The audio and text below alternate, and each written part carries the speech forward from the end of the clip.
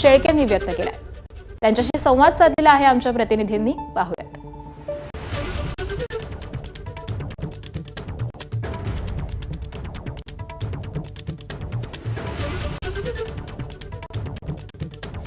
तर माणिकराव कोकाटे यांच्या राजीनाम्यानंतर त्यांच्याकडे असणाऱ्या मंत्रिपदाची धुरा ही आता शेळकेंच्या हाती जाणार का, अशा चर्चा सुरू झालेल्या आहेत. अण्णा, खरं तर मागच्या वेळेला मंत्रिपदांना तुम्हाला हुलकावणी दिलेली होती. आता आपल्या पदरात मंत्रिपद येईल?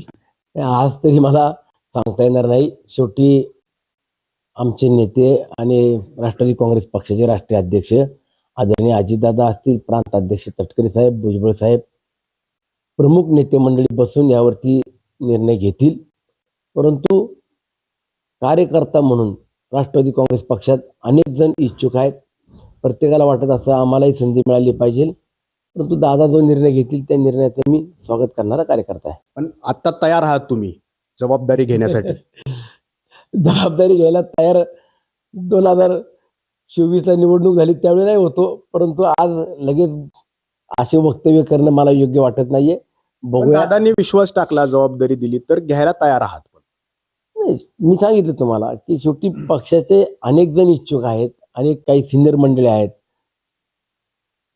प्रत्येकाला वाटत असं मला संधी मिळावी, परंतु दादा जो निर्णय घेतील त्या निर्णयाच्या मागे मी ठामपणे उभा राहील. कॅमेरामॅन शैलेश जाधवसह नाजीमुल्ला, ABP माझा, मावळ, पुणे. पुढची बातमी पाहूयात. मुंबई महानगरपालिकेसाठी ठाकरे बंधू एकत्र येणार, हे जवळ